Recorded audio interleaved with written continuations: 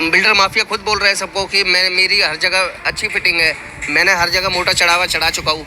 तो फिर आप ही बता रहे हो कि एमसीडी तो वैसे ही इतनी करप्टेड है कि उन्होंने पहले ही घूस लेके और इनका काम बेधड़ाके से हो रहा है। तो कहीं ना कहीं ये भ्रष्टाचार की देन है जो इतने बड़े बड़े हादसे होते हैं। लगभग 10 से 15 बार शिकायत करने के बाद भी डेमोलिश इसीलिए नहीं कर रहे हैं क्योंकि कहीं ना कहीं मोटा चढ़ावा डीसी ऑफिस तक या कहीं मोस्ट करप्ट डिपार्टमेंट तक पहुंच चुका है। नमस्कार, मैं हूं सागर मलिक और आप देख रहे हैं तेज तरार। लगातार हमारे चैनल के माध्यम से मैं आपको एमसीडी के भ्रष्टाचार की खबरें दिखाता रहता हूं और एमसीडी को जो मैंने नाम दिया है मोस्ट करप्ट डिपार्टमेंट, ऐसा ही एक वाकया हमारे सामने आया है ईस्ट ऑफ कैलाश प्रकाश मोहल्ला। आप मेरे पीछे बिल्डिंग देख सकते हैं, बिल्डिंग नंबर है 307 ईस्ट ऑफ कैलाश प्रकाश मोहल्ला।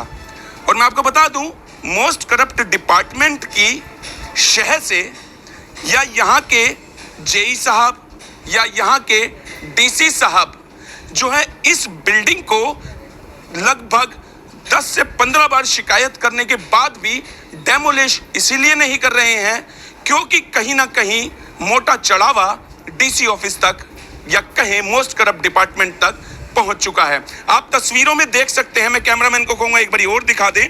आप तस्वीरों में देख सकते हैं जहां तक आपकी नजर जाएगी वहां तक इसकी फ्लोर ही फ्लोर नजर आएगी।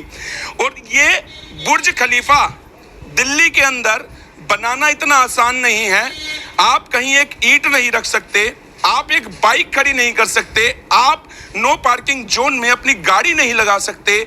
परंतु अगर आपके पास पैसा है और आपका शासन प्रशासन में दबदबा है तो आप कहीं भी बुर्ज खलीफा खड़ा कर सकते हैं। और ऐसा ही बुर्ज खलीफा मेरे सामने है जिसकी लगभग 7 से 8 बार तो मैं शिकायत दे चुका हूं, लिखित रूप से कमिश्नर साहब को सूचित कर चुका हूं, अपने एक्स अकाउंट से इसकी शिकायत कई बार कर चुका हूं। लेकिन मजाल है एमसीडी के कान पे जू भी रेंग जाए या कहें कि एमसीडी के पास मोटा पैसा पहुंच चुका है, इसीलिए मेरी शिकायतों की तरफ ध्यान नहीं दिया जाता है, मामले को संज्ञान में नहीं लिया जाता है। कहने को एमसीडी के पास भगवान का दिया सब कुछ है सिवाय शर्म के। सिर्फ शर्म ही एमसीडी के पास नहीं बची है, बाकी तो भगवान ने एमसीडी को बहुत कुछ दे रखा है।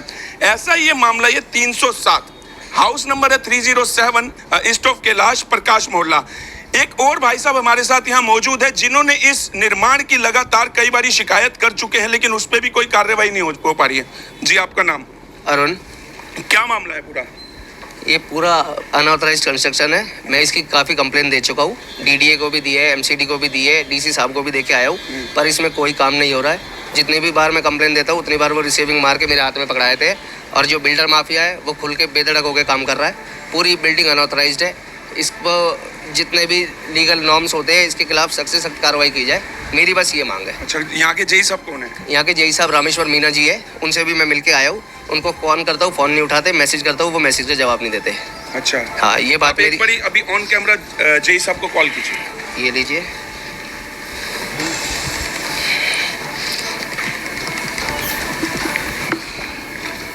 स्पीकर ऑन करके कॉल कीजिए। ये देखिए जी।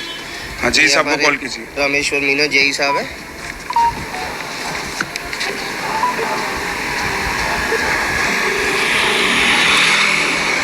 आपके द्वारा डायल किया गया नंबर अभी ये ऐसे कॉल मेरा ब्लॉक लिस्ट में डाल दिया इन्होंने नंबर। अच्छा, आपका नंबर ब्लैक लिस्ट में डाल? हाँ, इसने ब्लैक। लेकिन ये तो जो है पब्लिक के नौकर हैं। हाँ जी, क्योंकि हमारे ही टैक्स के पैसे से इन्हें सैलरी मिलती है। फिर आपका नंबर ब्लैक लिस्ट में क्यों डाल दिया?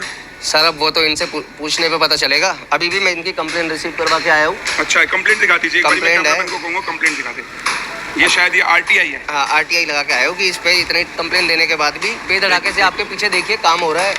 मैं कैमरामैन को कहूँगा एक बारी दिखा दे, ये पूरा कैप्चर कर ले धीरे धीरे। देखिए,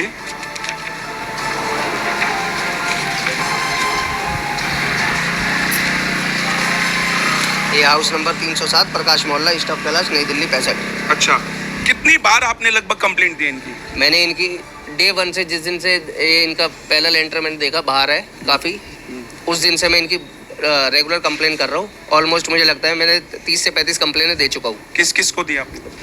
ये मैंने इनके एमसीडी के सारे विभागों में दिए है। अच्छा, यहाँ के निगम पार्षद को इस बात के बारे में आपने अवगत करवाया कि आपके क्षेत्र के नहीं। अंदर अवैध निर्माण हो रहे हैं? उनसे कोई बात नहीं हुई। अच्छा, निगम पार्षद से कोई बात नहीं? नहीं। अच्छा, और भी ऐसे निर्माण है जो यहाँ पे हो रहे हैं या सिर्फ इकलौता निर्माण है जो अवैध है? अब भाई साहब हमारे सामने तो एक यही है फिलहाल। अच्छा। और आगे पीछे भी हो रहे होंगे। जब एक अनऑथराइज कंस्ट्रक्शन बेधड़के से हो रही है तो दूसरी तीसरी भी हो रही होंगी यहाँ पर। अच्छा, आए दिन आपको पता है अभी भी कुछ समय पहले भी दिल्ली के अंदर ही कई बिल्डिंग अवैध निर्माण ध्वस्त हो गए जिसमें कई मजदूरों की दब के मौत हो गई, कई लोग मर गए हैं जी। तो आपको नहीं लगता है कि सरकार को इस पे रोक लगानी चाहिए और अवैध निर्माण वालों के खिलाफ सख्त कार्रवाई करनी चाहिए? हम रोक लगवाने के लिए और सख्त कार्रवाई चाहने के लिए तो बार बार इनको कंप्लेन कर रहे हैं, बार बार इनके ऑफिस जा रहे हैं। हमारी कोई ड्यूटी तो है नहीं उनको बार बार आगाह करना, वो तो खुद देखेंगे। पर जो बिल्डर माफिया है वो बाहर लोगों से ये कह रहा है कि मेरी तो उससे सेटिंग हो गई है, मेरी डीसी को भी बोल रहा है, वो अपने निगम पार्षद जी को भी बोल रहा है। अब वो निगम पार्षद जी कौन है यहाँ के? निगम पार्षद जी हमारे राज्यपाल जी है। अच्छा, तो उनका भी नाम ले रहे जी हो? विधानसभा से। हाँ जी, वो जो है ऑनर है बिल्डिंग के। क्या नाम है ऑनर का? संदीप गेरा। अच्छा, संदीप गेरा जी बोल रहे हैं कि हमारी निगम पार्षद से सेटिंग हो हाँ जी, और डीसी से सेटिंग होगी। डीसी से सेटिंग हो रखी है और हमारे मोटे चढ़ावे जा रहे हैं एमसीडी में। हमारी बिल्डिंग को कोई आँच नहीं आएगी। जब भी आज तक बेधड़ाके से पीछे देखिए आप, अभी भी काम हो रहा है। अच्छा, एक बार कहूँगा कैमरामैन को दिखा दें। ये इसी बिल्डिंग का काम है? हाँ जी, इसी बिल्डिंग का काम है। 2 साइड ओपन है। अच्छा,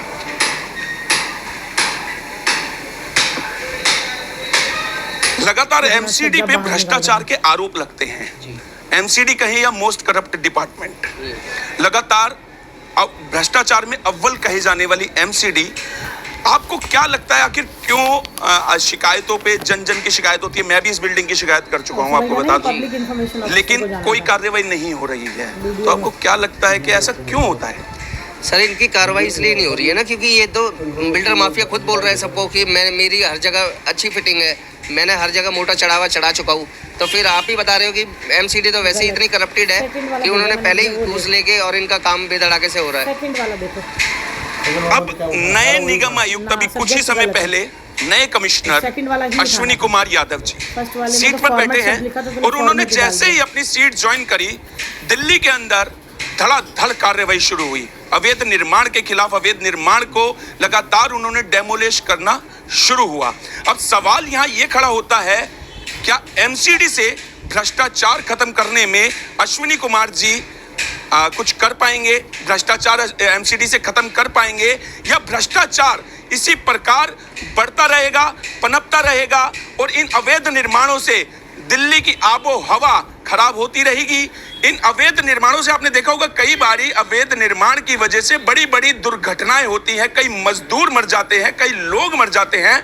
अभी हाल ही में 2-3 दिन पहले एक तेज आंधी में एक 6ठे फ्लोर का जो है दिल्ली के अंदर निर्माण हो रहा था, वो 6ठे फ्लोर की दीवार गिरी और वहां पे शायद 1 या 2 लोग दब के मर गए। तो कहीं ना कहीं ये भ्रष्टाचार की देन है जो इतने बड़े बड़े हादसे होते हैं। मैं फिर वही अपनी बात दोहराऊंगा कि एमसीडी के पास भगवान का दिया सब कुछ है सिवाय शर्म के। आपकी इस विषय में क्या राय है हमारे कमेंट सेक्शन में जरूर बताएं। मैं सागर मलिक, तेज तर्रार न्यूज़, दिल्ली। अगर आपको